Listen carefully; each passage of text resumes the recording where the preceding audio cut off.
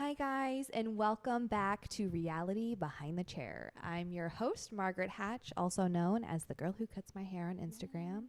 I'm here today with the most beautiful Lauren Webster. Oh my goodness, I'm so excited to have you on. I'm so excited. I'm so excited that you're doing this. When I saw it, I was like, I can't picture anything more perfect than you doing this. This was meant for you. Oh, thank you so much. And I literally was so honored when you asked me. I was like, I would love nothing more.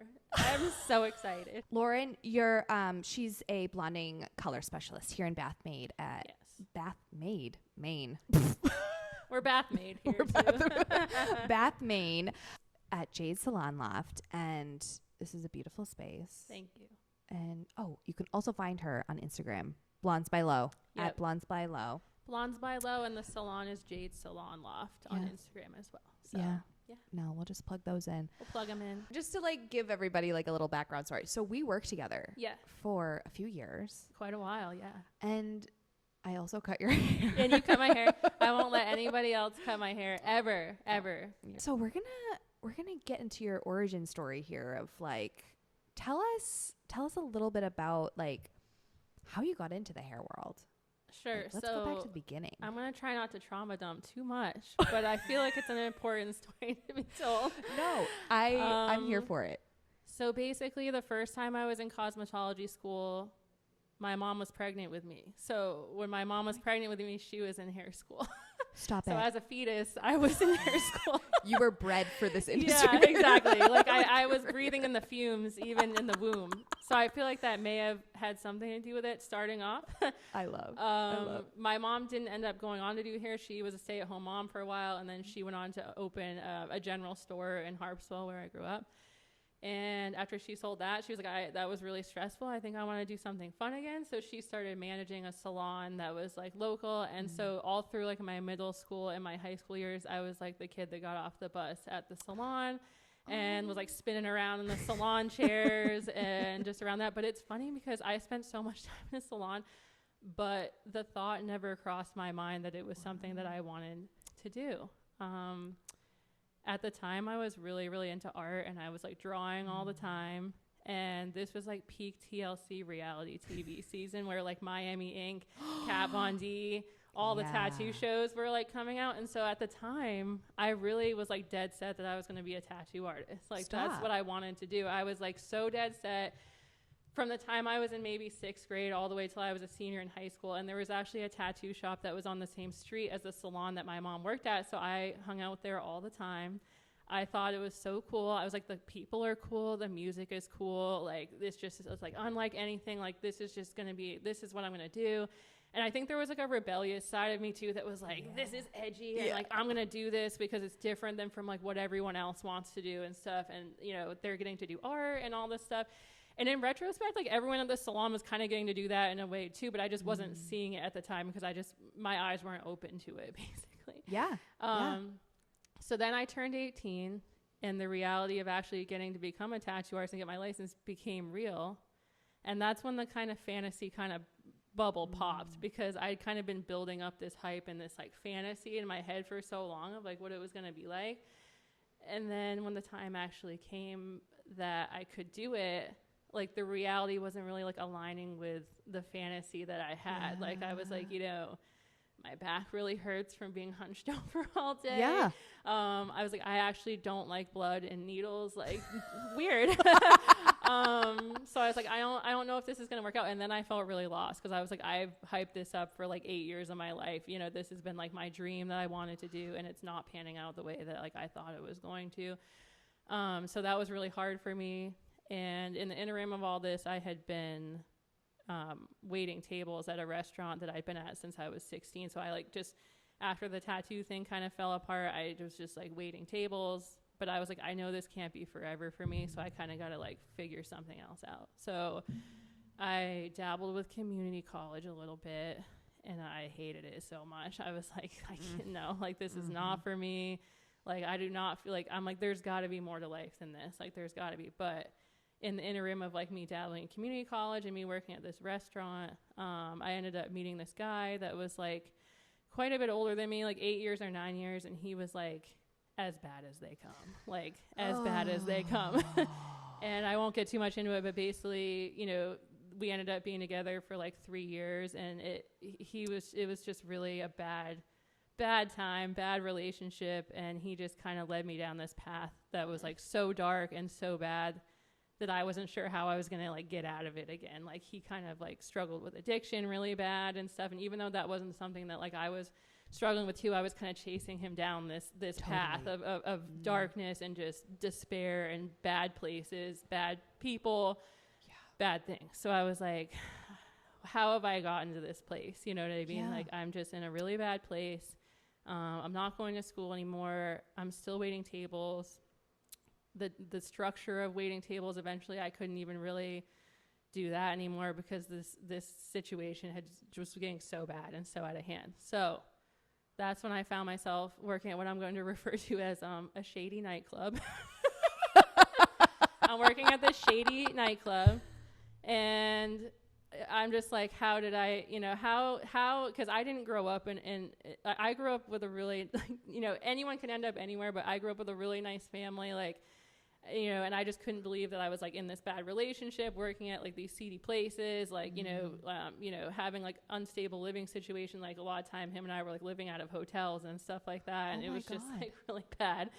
And so anyways, it was when I was working at this nightclub, that I would actually pass by the cosmetology school all the time because it was like right around the corner from this club.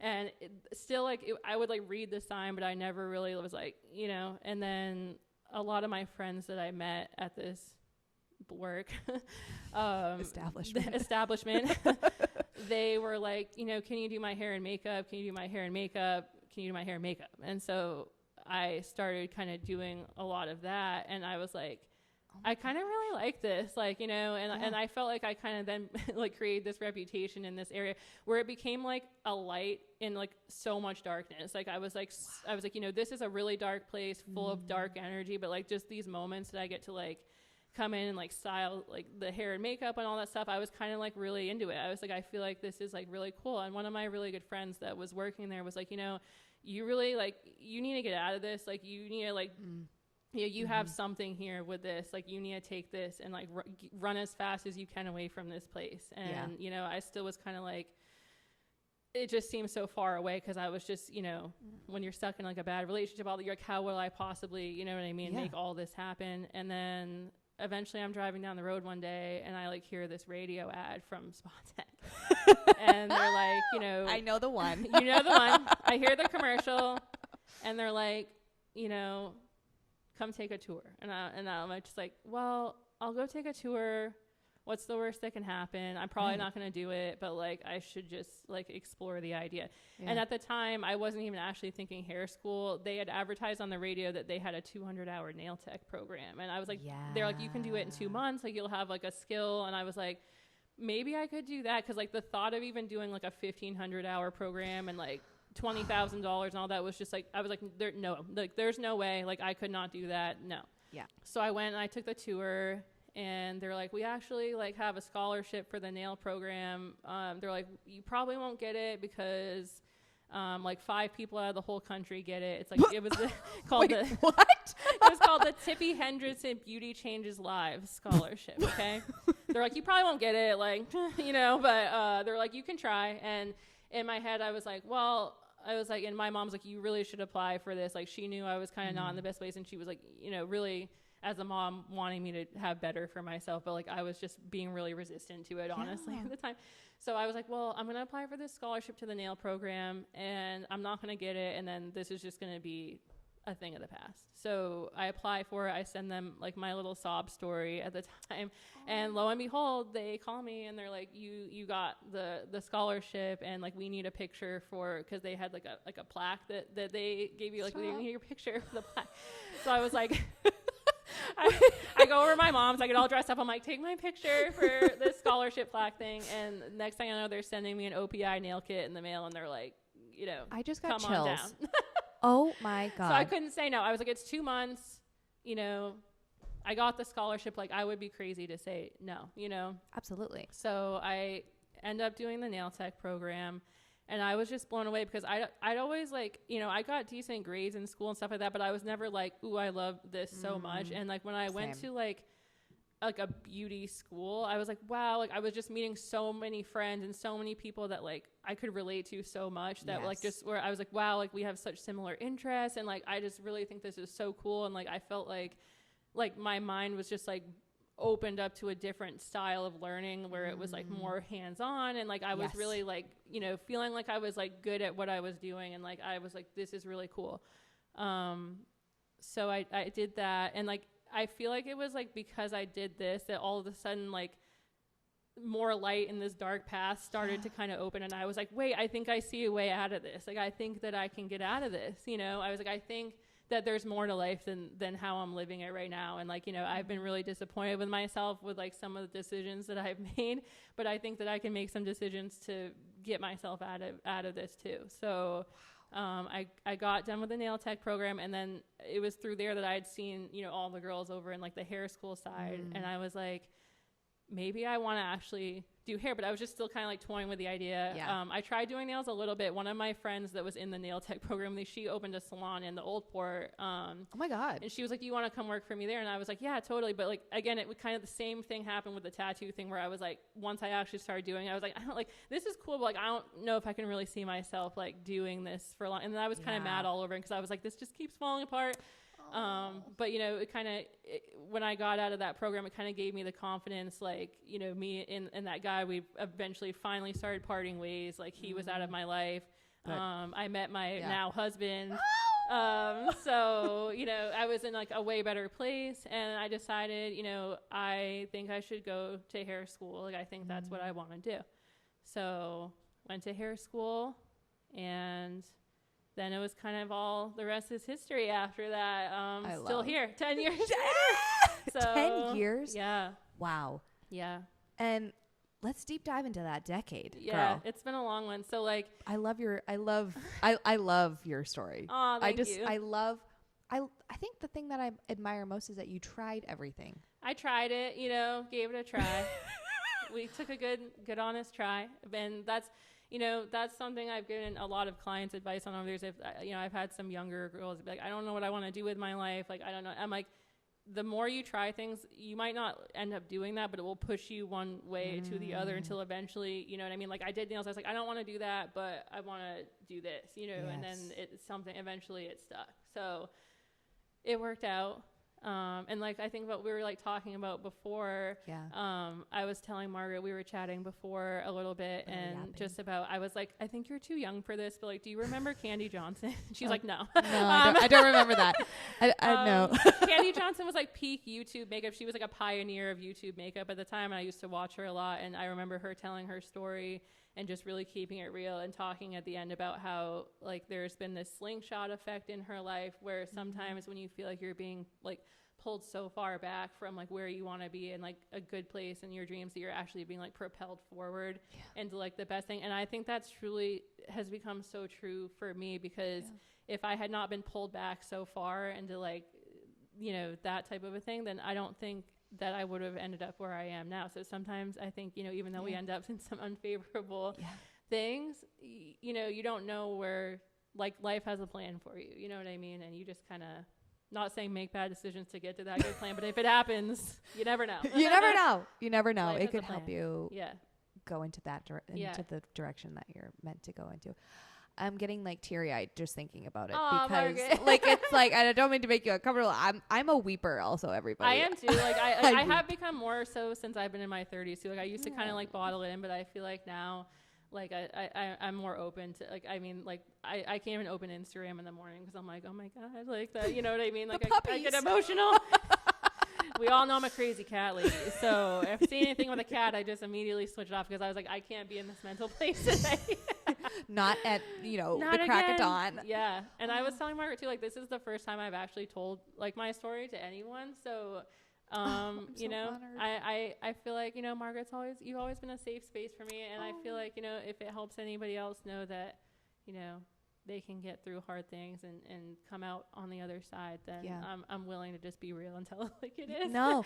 And you have no idea how much I appreciate that because, you know, creating this podcast, like I was so scared of putting myself out there. Totally. Yeah. And being raw and vulnerable and like having that fear of people just judging you. Absolutely. For no matter what you say. Yeah. So I figured, you know, if we're just going to be out here vulnerable, and thank you so much for being vulnerable oh my God, so of far. course. Because it's ballsy to be out on the internet like that. You know? And that's one thing I was saying when you asked me. I was like, I love Margaret, and like, you know, I couldn't say no to this because I love you so much, and I was just so honored that you would even like think to ask me and stuff. So I was like, I can't say no, but there was also a side of me where like, you know, I keep myself really private online, and I was like, I'm a little bit like nervous about putting myself out there, but I also felt like it was like something I had to do. I was like, I feel like, you know, this has been an opportunity that has like been meant to come along for a reason. So I just thank you so much again. for that. I love you. I love you. Can you tell us, okay, so then you meet your husband, you go to hair school. Things are looking great. Things are looking great, kind of.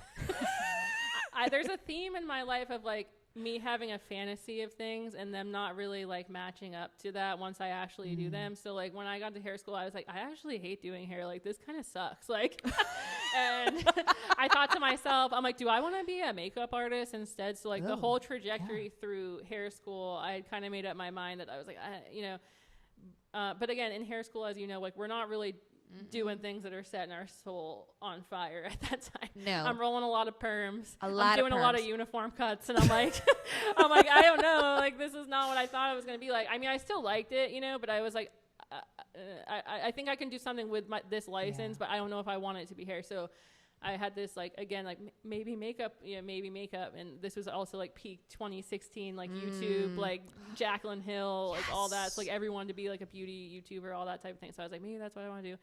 I graduated from hair school thinking like I should know everything that there is to know, and then I was quickly like slapped back down to reality. It turns out if you want to do makeup in Maine, like you're gonna do some weddings, like you're gonna do some, and I was like, no, this isn't working out either. A lot of weddings. So I was like, no, girl, this is not for me. I do not like early mornings, and I do not like working on the weekend. Okay, so I was like, this ain't gonna work, and I do not like pressure. No. I was like, no, and this I was is like, not it. This is not no. And so I was like, what am I gonna do now? My husband, who was my boyfriend at the time, he's always been like really like particular about his haircut. I'm just gonna say it that way. I never even tried to cut his hair. I think I tried once. And you said, and I was like, never again. This is the first and the last time. He gets like bald fade, like, you know, he's got like thick, really nice hair, so it does look really good when he gets it cut. But like, I'm just not the one for it. He was going to this barber shop to this guy that was like kind of making a big splash in our area at the time. Like he was front page on the newspaper, and there was like a title that was like Main Street's New King. Oh my God. He had a really similar story to mine, where he'd kind of come from like a not so good background, but he'd really like turned his life around and like opened up this like shop, and like everybody knew this shop, and it was just like blowing up. Like he was doing great. And so at this time I had gone back to waiting tables because I was like, I don't want to be a makeup artist. I don't know if I want to work in a salon. I was like, I was kind of like treading water again. I was like, I did all this for nothing. Like, you know, like. Yeah. Right.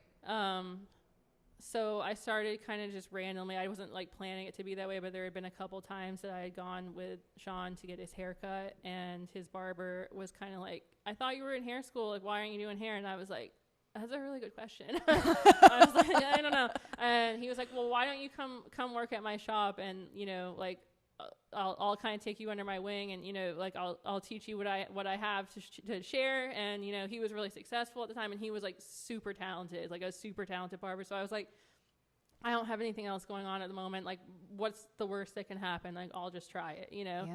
So I start working there, and like, he was so nice and kind when he pitched this idea. He was like, I'm going to take you under my wing. Like, I'm going to, and also like Spanish was his first language. So like, he's got that, like, you know, like he's got riz, you know, he's got charisma, and he's like, this is going to be the best thing that's ever happened to you. And I was like, okay. So, and I'm sure it was convincing. But then like flash forward, like my first day there, he's like, oh yeah, I got a client at 10 a.m. And I was like, wait, I don't know what I'm doing. Like, what are you talking about? I have a client. Like, I thought I was just going to like stand back and watch you for a couple days. And like, that was going to be that. I show up with my school kit. She came in with the rolly bag. I came in with the rolly bag, and they're all looking at me like, you like, got your butterfly clips and like. This girl came in off the street. She wanted like a long layer haircut. I was like, I got you. Like, no worries. She comes in. The music was so loud all the time. Everything in the space was vibrating constantly. And I don't know if that's why this happened, but I have a theory that it is. As I'm cutting her hair, the light fixture above us literally dropped and broke over her head. And there was glass everywhere. And like, thank God, I don't know how she did not end up in the hospital. Oh my God. She was fine. And she thought it was funny. She was like, oh my God, I can't believe that. I was like, I can't believe that happened either. Like, I was like, this is crazy. So like, I don't know even how to set the tone of this barbershop, but like this barbershop, it was wild, man. Like it was wild. Like, I didn't really know what was going on half the time. Like it was wild. I'm picking out glass from this girl's hair. She's probably concussed. The owner's climbing up in the ceiling and like popping up a ceiling tile and like going up there all the time. I don't really know why. I still don't know. I'm like, is the DAA going to kick the door in sometime here? Like, should I be here? Like, I'm trying to like turn my life around and I don't know if this is like the vibe that I want to have. So you're like, am I actually on payroll? Yeah, or like what's happening? Like, well, that's the other funny part too. So guess how I got paid? Okay. Cash? So I told him at the time, I said, I don't want to commit to booth renting because I don't have a clientele. Like, you know, and so I was like, can we do commission? And he was like, that's fine. I had to go to his mom's 8-story top level apartment in a high rise.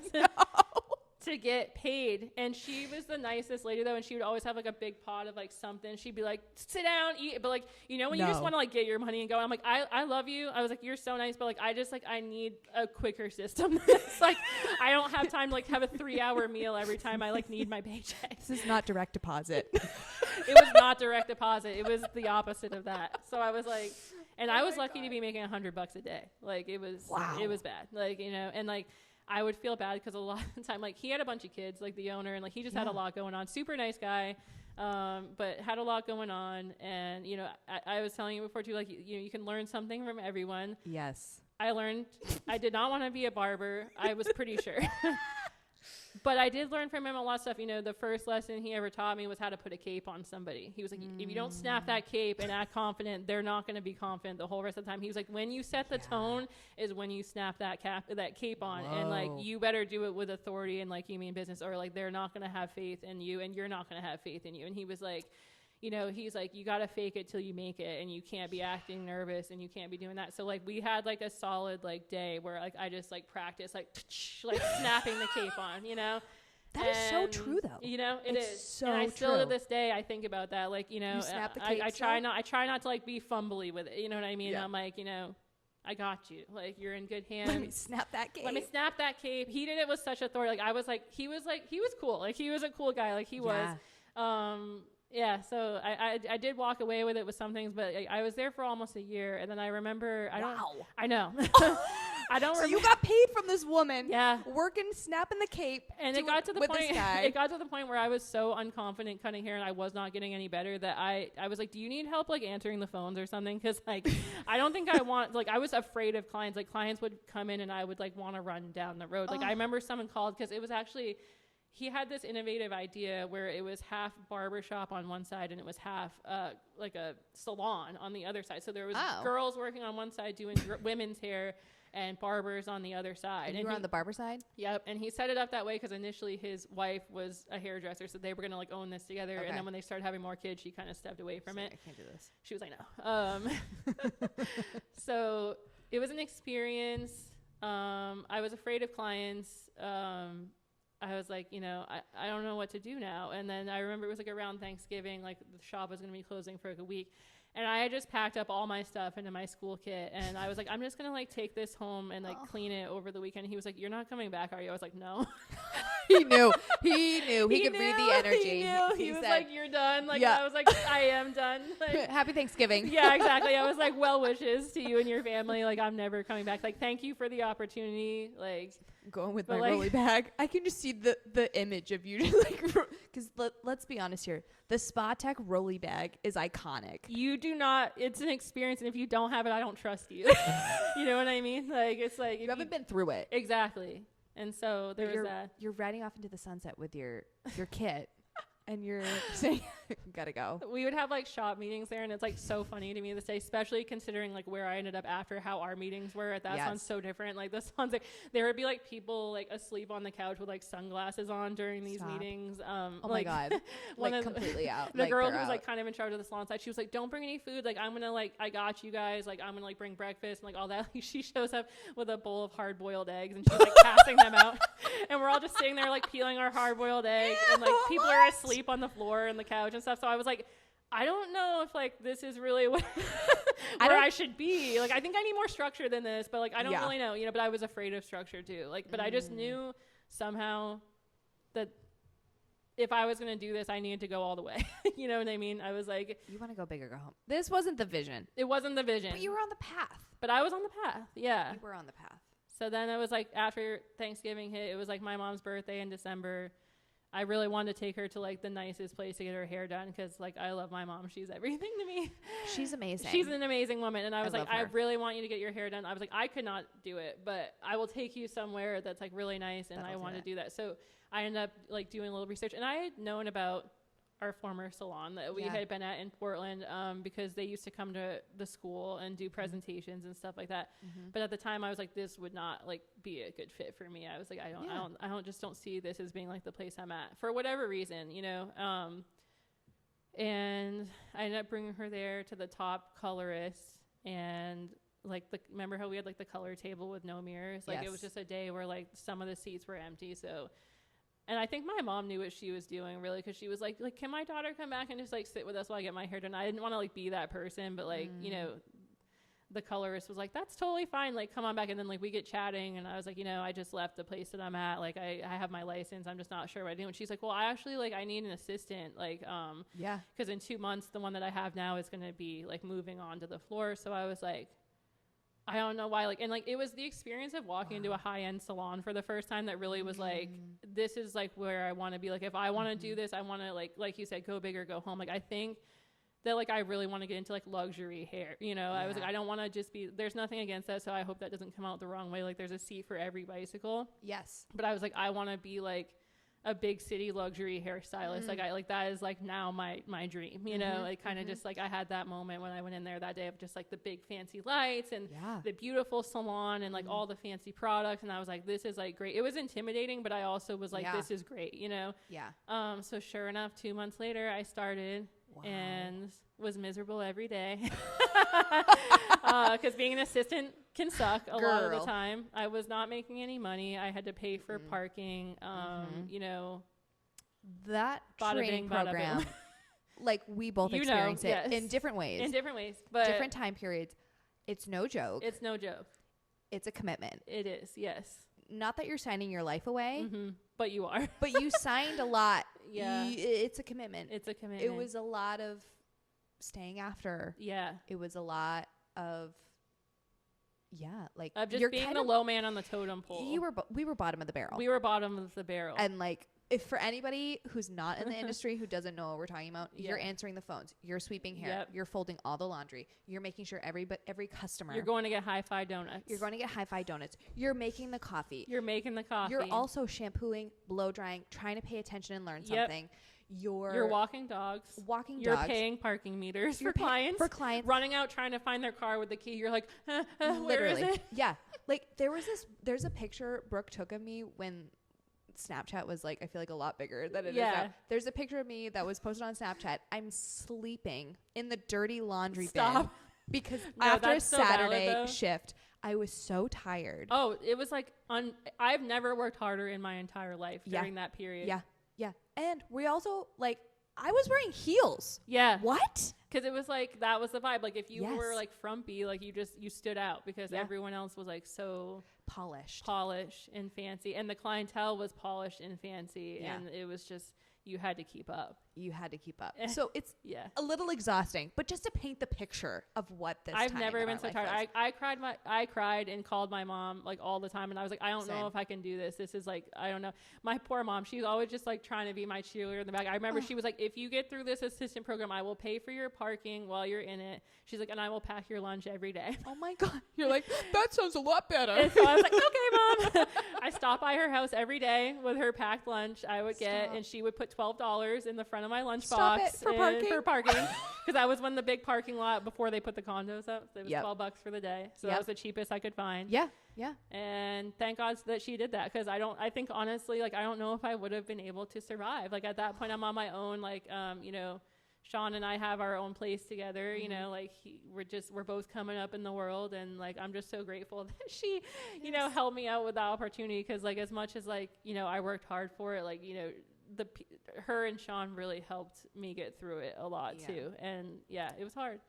And it's hard for me because I'm such a perfectionist, and like, I hated every day that I was not good at hair. I was like, you know, I was having a hard time getting through that because I just wanted to be good so bad. I was like, I just wanted to be that top stylist so bad. I was like, I'm sick of being the chump. Like, I want to be like the top person, the top color. I want to be, you know, I just wanted to be that person so bad, and it just seemed so far away at the time, because you just, you know, you just feel like you're all thumbs, and like everyone else just looks like they just make it look so poetic, and you know, and you're just feeling like clumsy, you know, and just being like, you know, so. Yeah, it was a journey.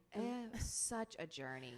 I think I felt that way. So the salon that we were at, you basically, quote unquote, graduate this program. Right. And then you become a level 1 stylist. Right. So you're kind of like accepted onto the floor, but you're still bottom of the barrel. Yeah. So now you're trying to do hair and do all this stuff if there's not another assistant coming through the system.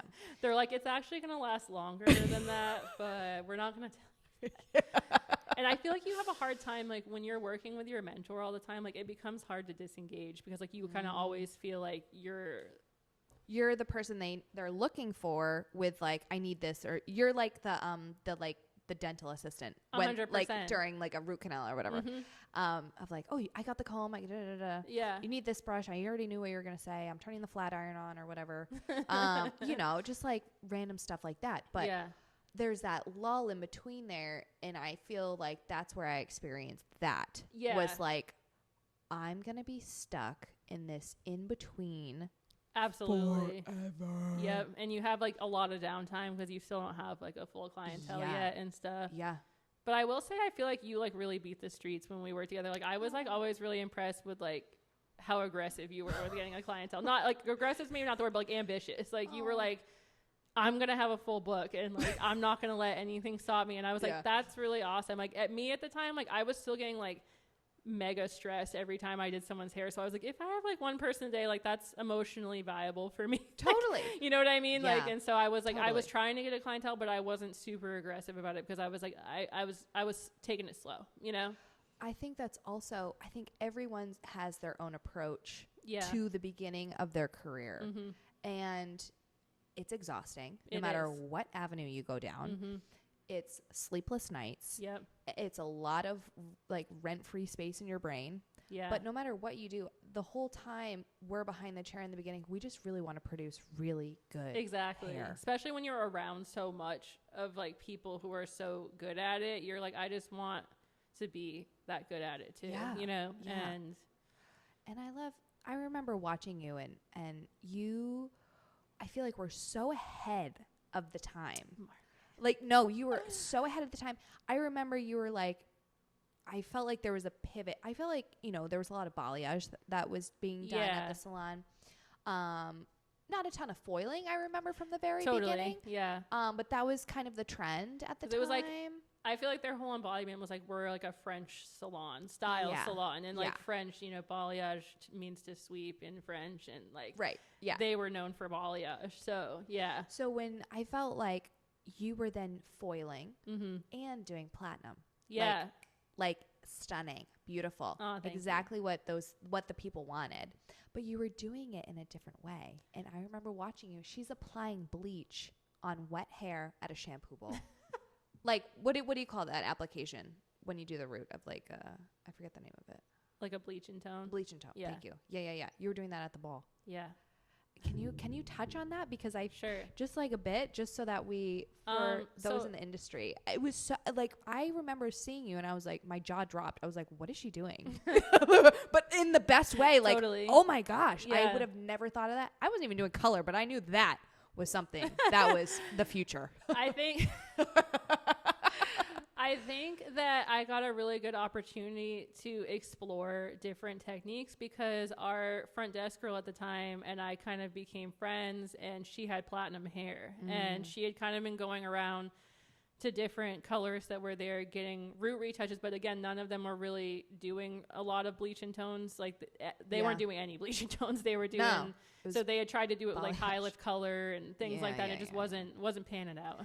A little yellow maybe. Yeah. And so eventually, you know, I was kind of like, I had never done it before, but I mean, she wasn't a paying client. She was you know what I mean? Not saying like, I still wanted to come out good, but like the pressure was a little lower because like we were friends and like she was getting it done for free. You know what I mean? So I want to try this on you. Yeah. So we kind of can't say no. Yeah.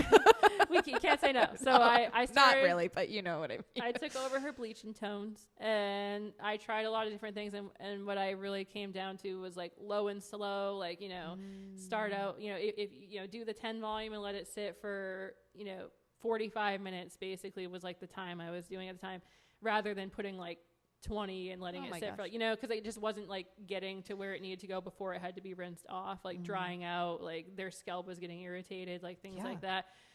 So I could push her to about the 45-minute before it started getting so uncomfortable that like we had to rinse it off, you know? And so then that's when I started, and like that's what's kind of leaving that, like, it wasn't terrible, but it was like there was some yellow, you know? Yeah. So that's when I started kind of exploring like how can I push this, you know, processing time further so that it can actually get to that level that we're trying to get to, that like white, you know? Yeah. So I tried a ton of different things. I tried prepping it with like leave-in conditioners, like bonding treatments, like things like that, just like nothing was working. And so then I was like, could not work at all. But like, what if I wash her hair first and like, you know, the only thing was I was like, I got to be careful because I didn't want to like create a lot of abrasion on the scalp before then putting. So I was like, but what if I just kind of like, I wasn't really scrubbing her scalp. I was basically just like clarifying, you know, to get any buildup off, like very, very gently, and then combing it out. And then I started applying it wet, and I was like blown away the first time because it actually worked. I was able to let her sit for a full hour rather than the 45 minutes. Her scalp was not uncomfortable at all, like the whole entire time. And it was like white. And I was like, oh my God, like, I think that like, you know, but I was like, is it just going to be on her or like, can I, and then I started doing it on other people and it was working on them too. So I was like, oh my God.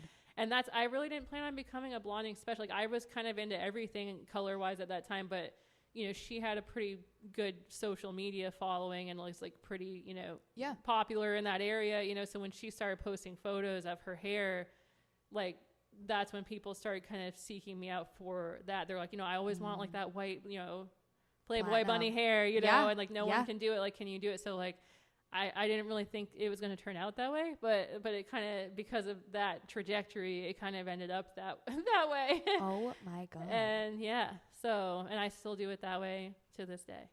So like my mind, it's just like mind blowing to me. Like, I just love that. And I think that says a lot about you as a stylist.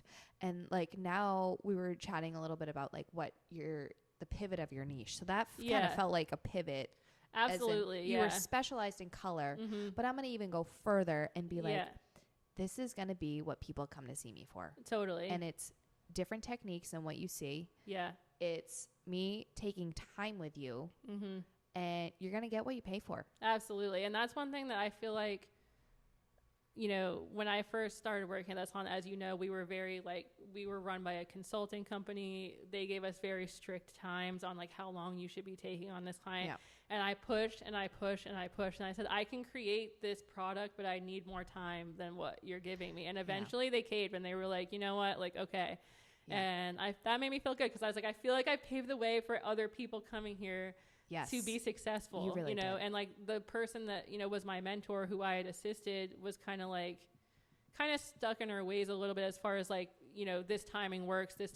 And I was like, it doesn't though. And like, but she wasn't understanding why certain things weren't, you know, coming out the way that she had planned. And it's just, you need the time. That's the only secret. You got to take your time. To this day, I only take 2 clients a day. Yeah. Because I take my time with people, and I feel like that's the reason why things come out the way I want to, you know? Yes. So 100%. It's important to take the time, and then you don't feel as stressed too. You're enjoying your time. Like I never wanted to be like cramped and like feeling stressed and like pressed. Like that's not how good things happen. No. For some people it is, but not for me. No. So yeah. But like you had to do a color application in an hour and a half. I only had 45 minutes to do a haircut, and I would have 8 haircuts a day. It was so bad. So bad. So I take an stressful. hour now because you just never know. You never know how your day is going to go. It's true. Yeah. New client, you don't know how thick their hair is. Totally. Unless you had a consultation before. Yeah. And that happens a lot for me. And I'm like, thank God I have this hour. Oh my God. Yeah. And you might not need it, but you might, and even if you don't need it, like take a break and like have lunch or sit down. Cause like, if not, I feel like burnout can come so fast, you know, and for me, I just need a time to decompress in between. Like I've started, even though I take only 2 clients, I schedule a little bit of time in between just to like clean up, sanitize everything, gather my thoughts, you know? Yes. Because as you know, like each client is going to bring a different energy too. So like you could be like getting done with like a sad situation. You need like time to bounce back to be like going in with a different energy, you know, and I'm fine with that. I like the change in energy and stuff, but you got to have time to, I need to just to like flow through that, you know? Yeah. So I'm all about that. Change those modes. Yes. 100%. Yeah.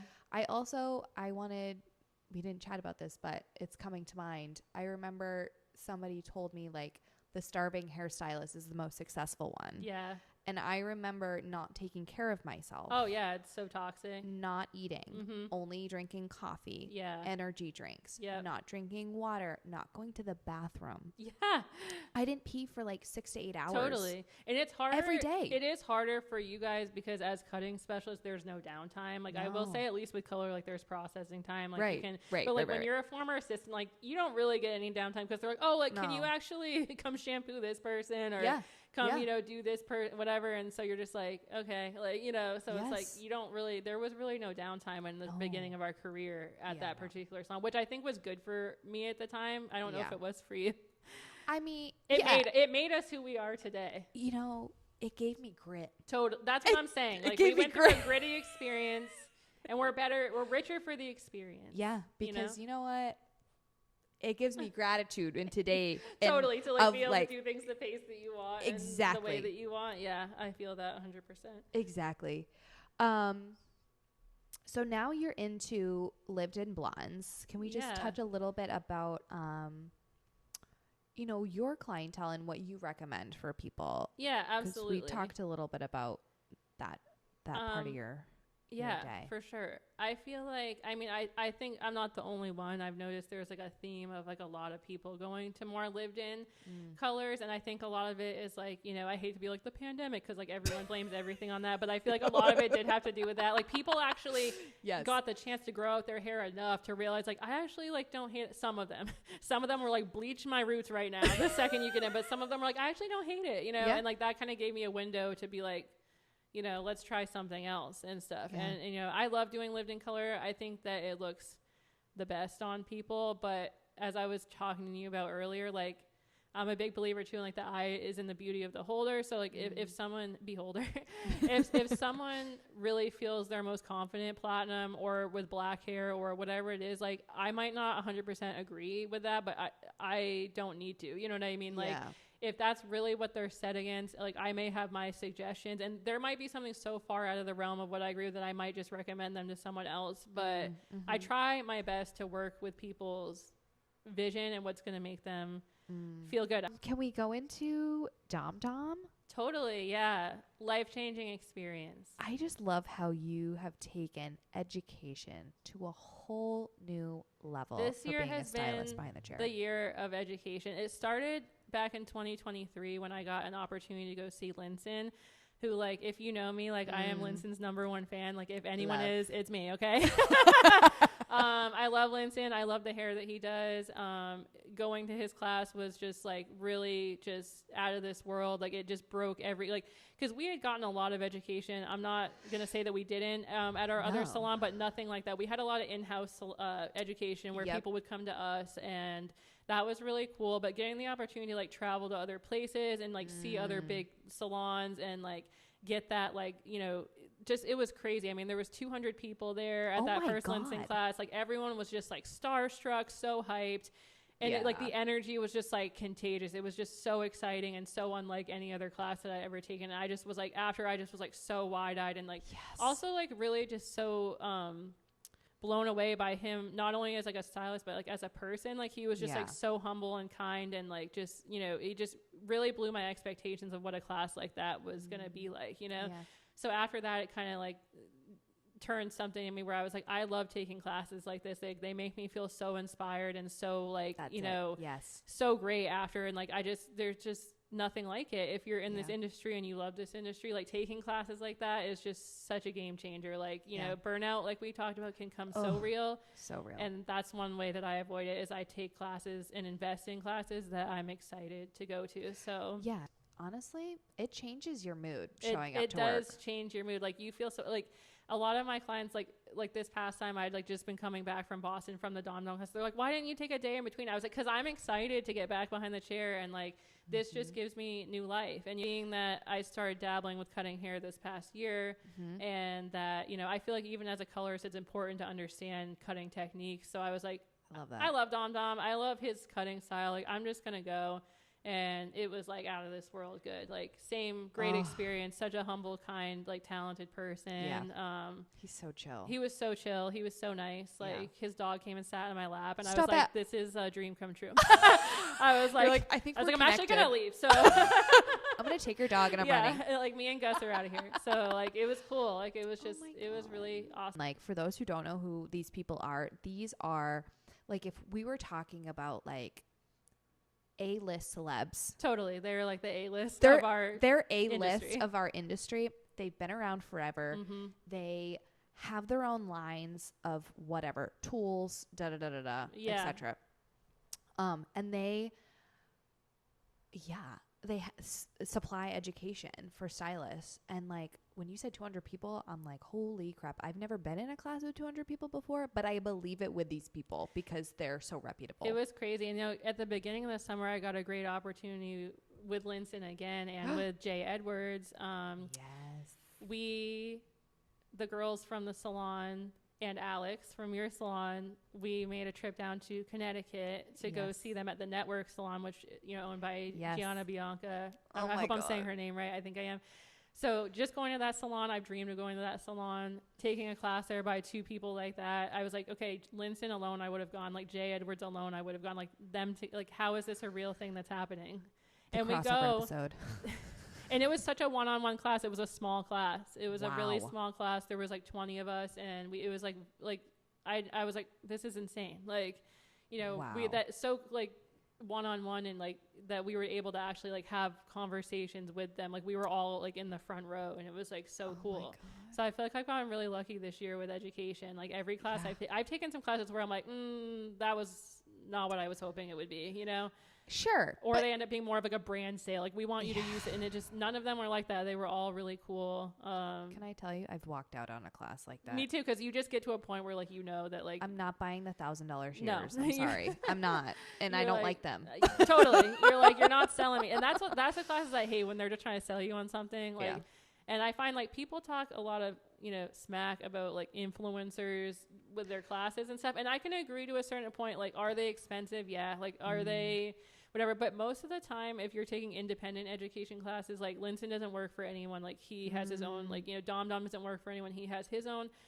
They're really not trying to sell you on anything. They just want to like share their knowledge and their experience and like give back to people that like have, you know, follow them and like been fans of them, you know. They're more authentic. They're not, I agree, attached to the brand, and they have certain verbiage that they have to use. 100%, yeah. Because they want it to feel like, oh, like whatever brand that I'm using, this is what it's supposed to sound like and feel like. And it takes away from the authenticity, and you're like, you know, am I just paying money to then get sold to No, you know what I mean? Like, no. And that's where the industry is moving. It is moving. Yeah. The branding. Yeah. There's branding for your own, like your own business, your own socials, but like, it's not necessarily like, I don't know. It's not moving in a direction of like a group of people and this is, we're all the same thing. Yeah. I don't know. We've experienced both. So I feel like we have an opinion on both.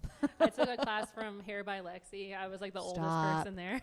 I love it though. I just wanted to. I was like, you know what? Like she may be not half my age, but she may, you know, she may have a younger following, but I was like, I love her and I want to go, you know, like I just Why wanted to not? take as many opportunities this year as I could. So I took a social media class with her, the color class in Connecticut, and the cutting class with Dom. It was like a perfect trifecta. So You hit all the points. hit all the points. Super know. fun. I Yeah. Can we talk about the time that a client just walked out on like a $500 bill Yeah. when we were working Yeah. together? That was As like things that have happened.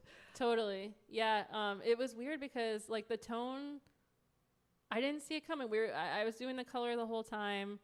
She knew what it was going to be because I don't ever get into anything without going over pricing. I think it's very important. I would never want to shell shock anybody. Yeah. I think that's the number one reason that why someone would not come back to you. Yeah. So I try to be really diligent about like going over pricing, even if it's someone that's been to me like 100 times. I still Yeah. like, I'm like, all right, like same as last time, or, you know, this is going to be the same price as last time, this and this and this. So that we went over pricing. It was like a $500 color that we were doing. She said okay. She said, okay. I'd done her hair a couple of times in the past. Yep. It was still a high ticket color and she had paid it, no problem. Cool. The whole time I was doing her hair, she's like, I have this trip to Vegas planned and like I'm actually gonna get this like tattoo sleeve done. And she was like, I just went to Baubles and Lace and spent like $1,000 on outfits because like I think I'm like, you know, this is just gonna be like the trip of a lifetime. I'm like, that is so cool. Like I'm so happy for you. Like that's awesome. You know, and in my mind, I'm like never even thinking in a million years, like this might be bad for me that you have all these expensive plans because like, are you gonna, you know, because I don't like to assume anyone can afford No. anything. You know what I mean? Totally. Like who am I? You know what I mean? Like you might, and like that's one thing I've really noticed in this industry. Someone might walk in with like the Gucci purse and the you know the 10 karat ring and all that stuff, and they might be more concerned about price than someone. You know, I have a client that like DoorDashes for a whole year just like come get her hair done, and like because different people see value in different things. Yeah. You know what I mean? Not Yes. everyone values things the way that like you're not anyone to judge who's going to value Yeah. a service and what they're willing to pay Absolutely. for it, you know? Totally. So it was kind of one of those situations. She was a young girl, you know, she had like, but I was like, you know, like good on you. Like you're getting a $500 color, you're going to Vegas, you got a full new wardrobe, like hell yeah, you know? Things are looking great, I Things are guess. looking great. So then it comes time to check out. The color turned out good. Like this was not a situation where like she didn't like it and that's why she didn't come back. Like we did basically the same. It was a platinum. We did the same platinum we'd done a couple times. She was like, I love it. And then she was like, oh my God, like I left my debit card in the car. I just had to get it. I was like, totally. Like, don't even worry about it. And at that point, you know, we had the receptionist. So Yep. I just kind of like moved on to my next client that I had to take and was like, you know, whenever you're ready to check out, just like, So-and-so you will know be where right to go, there. you know? Yeah. Yeah. then like the girl working front desk comes back and she was like, is she coming back? I was like, what do you mean? She was like, it's been like an hour and she like had to come back. And I was like, you are kidding me. But she like dined and dashed. she dined and dashed, but like as I mentioned before, like I was making commission, so like my feelings weren't that hurt. I was like, you know what? The salon's still gonna pay I'm like, me. yeah, exactly. Like, I'm still getting paid. Exactly. I was like, I'm Whatever. still getting paid. I was like, I feel bad for the salon. I use a lot of product, but at the end of the day, like my feelings would be a lot more hurt now. Let's just say that than they were then. Yeah. Nothing could have hurt my feelings at that salon. Someone could have spit in my face and I would have been like, just another day, you know, like just, thank you. yeah, exactly. Love you too. Love you too. This has been great. Thank you. Yeah. So. Oh my God. So for those listening at home who are not in the hair world, Yeah. what would you recommend to someone who's struggling with their hair at home? I think, you know, for me, the biggest thing is the double cleansing, you know, shampooing twice before you condition, I think is really a game changer. Even if you have fine hair, thick hair, whatever, I think it's so good for your scalp health. When I first started doing it, I like could not believe that shampoo actually suds that way. I was like, wow, you know, this is so crazy. Really good. I also, when I started blow drying my scalp, and just, you know, I still like to air dry, but just hitting that scalp with a little air so it's not, our scalp doesn't like to be wet. Yep. You know, it's Also, a bacteria. That was the point that I was about to say. Bacteria can grow very easily. They can, yeah. Not to scare people, but this is why we say this. One thing to scare people. Oh God. One more horror story that just came to mind. When I was in hair school, a poor young gal came in with her mom. She was young. She was the type that would put her hair up wet every single day, ponytail, bun, never dry. Wet. When we took the hair down, because you know how in school they're like, you got to assess the scalp and hair you got to do analysis. the scalp and hair analysis, whatever. So I'm doing that. There was a softball size spot of molds No. on her scalp. Oh my God. Mildew. Yeah. Oh my God. And she actually had to go to the hospital because it was No. like, it was that bad. Yeah. So like, What? not to scare people, because that was a pretty like, That's extreme. scenario, but like mold can grow on your scalp. Like bacteria can grow on your scalp. It doesn't like to be wet. No. So you got to hit that with some Oh my God, I just got the with some heebie-jeebies. dry. Oh my God. I know. I felt bad for the girl because her mom should have been looking out for that. I felt bad. It was like, there's a lot of heartbreaking situations in hair school. Like you see a lot of unfortunate things and you just feel really bad. You see a lot. So I think those two things, and like people are always looking for like that miracle product, but I'm like, those two techniques are like tips. Yes. Will change, like start with that, Yeah. I'm also a big believer in like oiling the ends. I feel like that's important. Don't look at my hair today though. I oiled my ends 3 times today. Okay. It's raining outside. We're good. I got frizzy hair, but I do oil my ends every single day and try to use a heat protectant. I think those are, pretty basic tips, but honestly, like user friendly. Like you don't need to go out and buy all this new stuff. Like foolproof. Wash your hair twice, blow dry your scalp. Yeah. Put some oil on the ends. You're good to go. Yeah. What is your favorite product? My favorite product right now, which I go through kind of phases with different ones, because as an independent stylist, I'm not tied to any brand, which I love because I can try different things all the time. I love the Main Ivy Serum, which is Michelle Zeller's product that she came out with, which is a very good one and done for everybody. Cool. It has a really great, like so much moisture, so not greasy at all. Like you can put it on dry hair, wet hair. It's very versatile. Like it really just will bring your hair back to life if you have like a 2-day blowout and you just like need it to. It smooths it, but it also kind of like zhuzhes it again too. Like it smells so good. It's really clean with the ingredients, which like I've become more aware of like the longer I've been in this industry. Like I am like, if I'm putting something on my hands and on my like on people's hair every day, like I want it to be good. And it's actually so funny. Like it's so clean that like Sean uses it on his beard. Like like I'm like, you need to use this on your beard because he has like a thick beard and like it works. Yeah. And his skin doesn't get irritated or any of that stuff. So like it's a great product. I also love the Dom Dom texture spray, which I got in the swag bag from the class. So cool. Love that too. Really great texture spray. I'm a big fan of Next Day Hair. I think we all are. We can all say Next Day Hair has a place at the table. Yeah, always. Love it. To your point of being with like clean products. Yes. We have used an array when we work together, when we haven't worked together, an array of products. And we were both discussing a brand that we worked with, and I think it was a shampoo. And we all were breaking out in like a yeast infection on our hands. Yeah. We don't think we knew what it was then, but looking back now, so gross. A lot of the luxury products are caked full of perfumes and like alcohol and stuff like that will really irritate your skin. Yeah. And it blows my mind because like they have access to like such nice ingredients. I don't know why. It's like, if luxury products could just boot out the perfumes and the synthetic fragrances, I think they all work great. It's the scents that drive me insane. Because I am like a headache girl and I just can't do it. I was like, that was my worst nightmare. Yes. Like 20 stylists working at the same time and we're all using different products. I was like, I don't know if I can do this. My head is pounding. Sensory the bright overload. Lights. Yes. Remember the fluorescent lights? Can we talk about how a cutting or color doing hair, you should not be under fluorescent lights for 6 to 8 hours a day. It's not good. It's not good for your eyes. It's not good for anything. It's not good for anything. Concentrate so hard. Okay, think of cool lighting against really dark hair and a black cape. And I can't see. You can't see.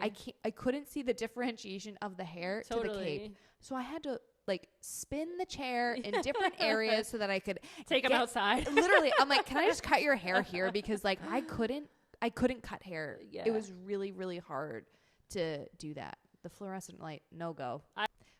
What is a tool you swear by? Bioionic long barrel styler, 1.25 inches. No doubt. Yes. I use it every single day. I'm behind the chair. I cannot. And all my clients, not all, a lot of them have bought it because I'm like, it's worth it. You need this. Yeah. It makes my life so much easier. The long barrel styler was such a simple, but yet incredible innovation. Like, why did that not come out sooner? Like so many of my clients have long hair and like, it just makes it it never misses, and it lasts a really long time. I've had mine for years now, and I still have not needed to replace it. It hasn't, like, you know how some of the curling irons, they tend to like chip and like the brown starts showing. No, never happened. Never happened. It's a really nice product. It's a little bit, I would say it's more higher end, but but worth it. But so worth it from any other higher brand curling iron I've used. I use all Bioionic Me too. heat tools I behind the love chair. it. Yeah, totally. Those are my go-tos. And just this is such a nice conversation. I've had such a lovely time. Me too. Oh my God, this has been so fun. But to wrap our conversation up, what's the thing you want to leave the industry or your clients with, like the footprint? I think the biggest thing for me is like, if people remember that I did beautiful hair one day, like I'll be good with that. But if people remember that I left them with like kindness is really big for me. And like that would mean even more, because, you know, as we were kind of touching base on before, like you don't know what people go home to every day. Right. And like, you could be that one person that like makes them feel like someone was excited to see them that day, or, you know, enjoyed spending time with them and stuff. And it's really important to me that people feel that way when they're in my chair, because I know that everyone has different situations, and like our chair is like a, you know, it's like a safe place and like a sanctuary for a lot of people, more than I think we even realize. Cause you know, people don't always get right into their story and things like that, you know, so you just don't know. And I think the biggest thing for me too, that I've tried to like, you know, put into my business stuff is it's the people that have been the meanest to me that I've tried to work with the most, because people don't act like that when they're happy and when people are being nice to them around them. Like people act that way because like they're suffering inside and because they're struggling, you know. So I try really, really, really hard. It doesn't happen a lot, but I have had a handful of clients over the years who they've just been really mean or really, you know, just off-putting right off the bat, just nasty with me, you know. And instead of having the attitude of like, get out of my chair, I don't need you and your money if you're going to treat me like that. If it comes to a certain point, like, you know, I still would respect myself enough to not get sat there and treated like that. But I really try and take the time to get to the bottom of it and break down that wall. And like, I will pull up,